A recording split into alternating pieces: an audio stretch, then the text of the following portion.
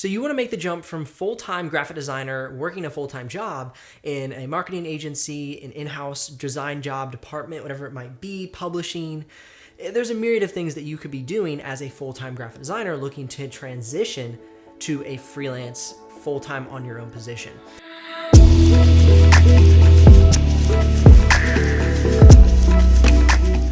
Now, I have worked in multiple different areas of graphic design throughout the decade, well, more than a decade now that I've been a graphic designer. I've worked in marketing, advertising, consulting. I've worked in publishing, an in-house design department, kind of a little bit of everything, and also a full-time freelancer running my own business. So what I'm here to do is kind of talk you through that transition and what it takes to go from full-time job to freelancer. Because for a lot of designers, that's the goal. I have a Facebook group called the Design Brief, and so many people come into that group and ask me, Ben, I've been working in a design job full-time and I want to make the jump from design job to freelance. And I don't know where to get clients. I don't know what steps to take. So what can I do in order to get to that goal? And that's why this video is here. I want to talk you through that process.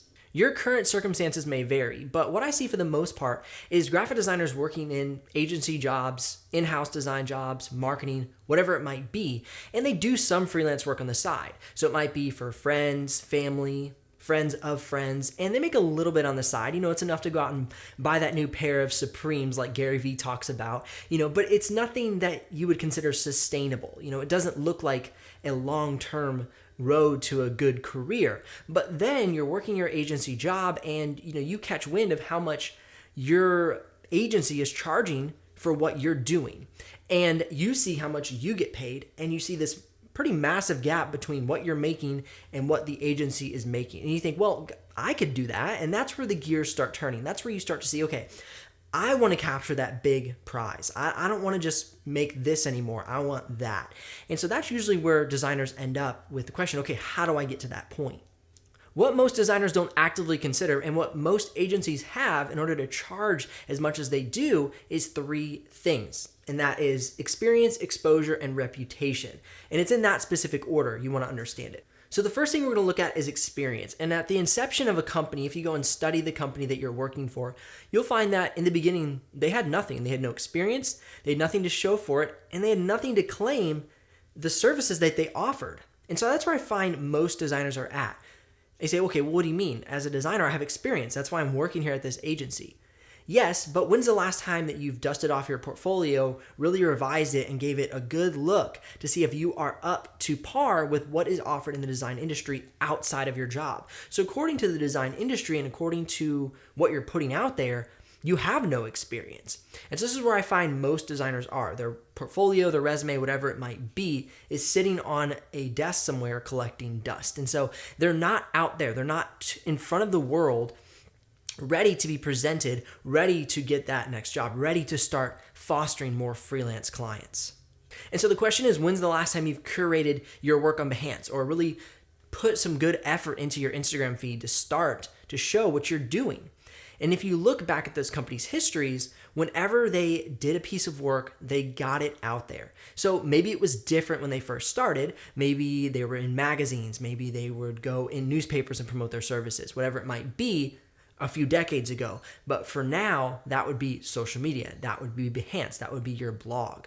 And so that's what they would have done. They would have done work, put it in their resume, in their portfolio, and put it out there for other people to see what they're doing and to start to foster more clients.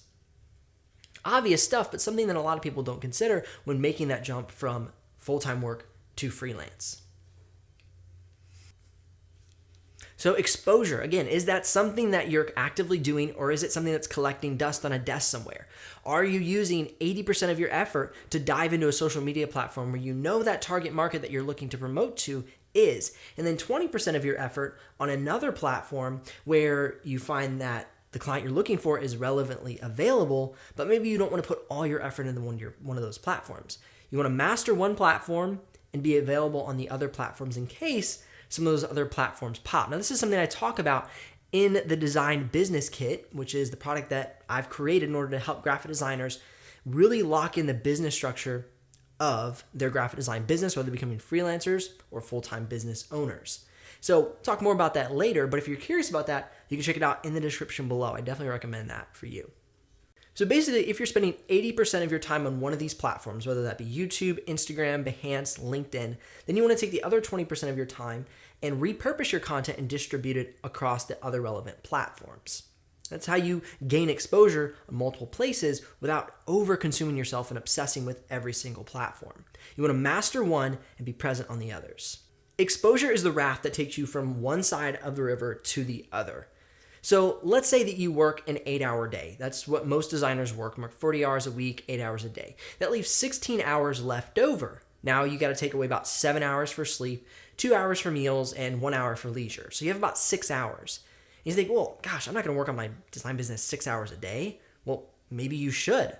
Or maybe you should just start small. So set a small goal. So say I'm going to work on my business for 1 hour a day for the next month. Can you do that? Is that a great place to get started? So you knock that out, you do it really well for a month. Okay, what about 2 hours?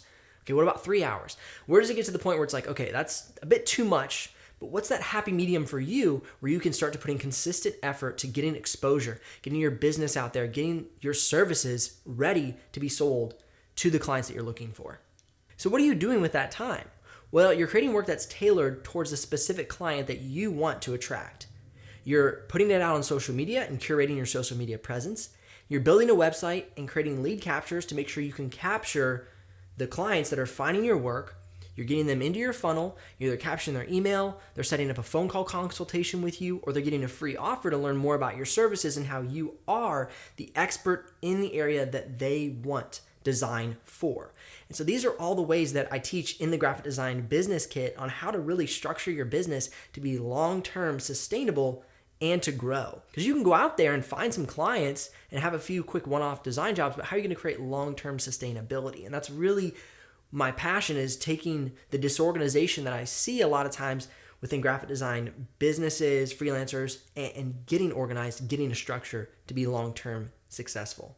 All right, so now that you've committed to spending that time on your business, I want you to niche down. This is something that I find a lot of designers don't do, and I think it really kills their ability to ultimately grow into a full-time sustainable business. Niche down. What do I mean by that? Okay, yeah, I'm a logo designer, or I'm a web designer, or I'm a digital marketing designer. Sometimes people aren't even that niche. Sometimes they're just, I'll just do graphic design. Whatever you need, I'll do it. Don't fall into that trap. Being everything to everybody means you're nothing to nobody. And so you want to make sure you pick a niche. Well, how niche do I need to get then? Well, what you want to do is, for example, say you're a logo designer. Well, you don't want to just be a logo designer. You want to be a logo designer for sustainable agriculture.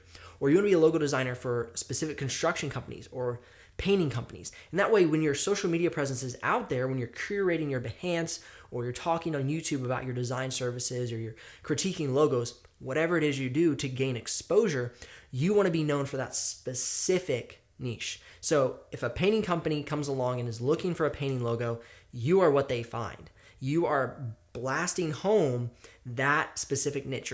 You're producing work weekly, daily, sketches, anything to get out on social media to then be the go-to guy or gal for that niche. And this is how you really curate your marketing to be very specific. And when somebody finds you, like, yeah, that's who I need. Look what they do.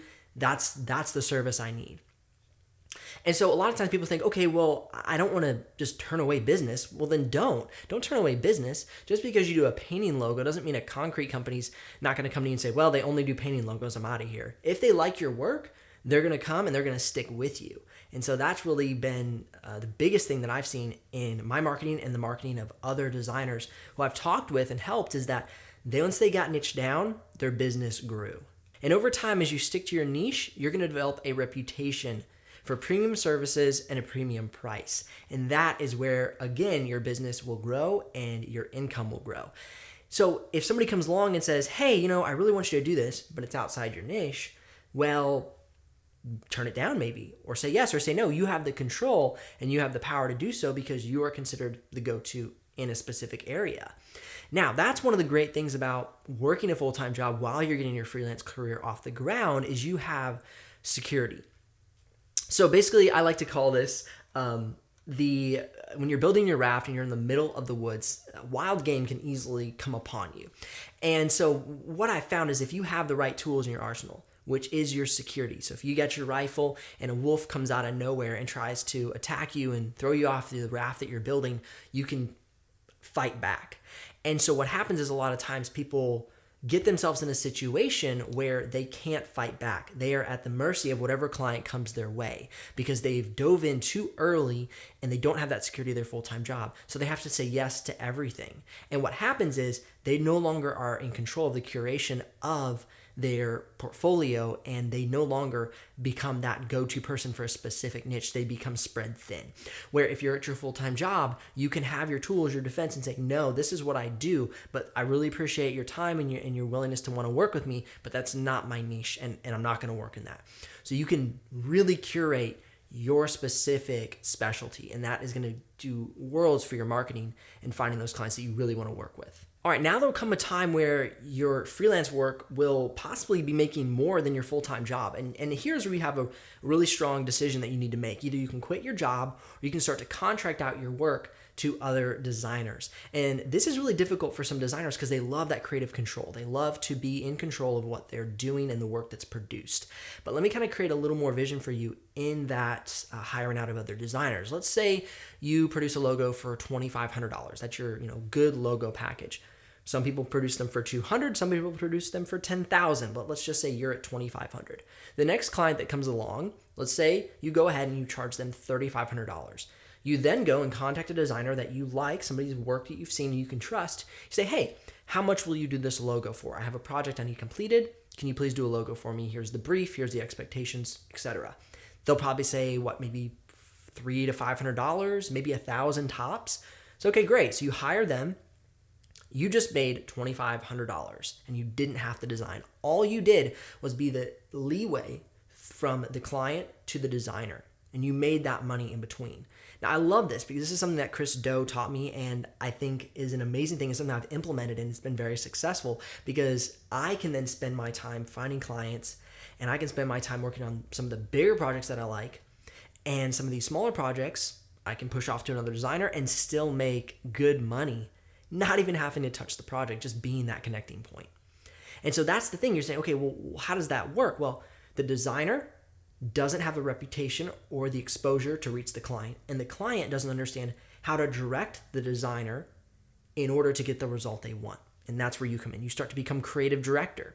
And that's a really good position to be at. And you become more of a business owner rather than just a freelancer. So that is the ultimate goal, is to become a business owner rather than just like I like to call a design jockey. You're always riding the horse. You're always trying to get the task done. You're always the one who needs to work when something needs to get done. But when you're a business owner, and this is something that I really drive home in the Graphic Design Business Kit, check it out in the description below. I think it would bring you huge value, is that I want to see you create a business that is ready for long-term sustainable growth and something that is organized and structured so you don't become overwhelmed and you become just a glorified task fire putter outer, so to speak. So I really hope this has helped you today. Hit the like button if you found some value here. Go check out the Graphic Design Business Kit. Subscribe for more videos about freelance tech and graphic design, and I'm really on this freelance kick right now though. So I hope you come back, stay connected, and I hope to continue to help you grow your skills and your reach in the graphic design industry. I'm Benji Kaiser of BenjiKaiser.com, and I'll see you on the next video.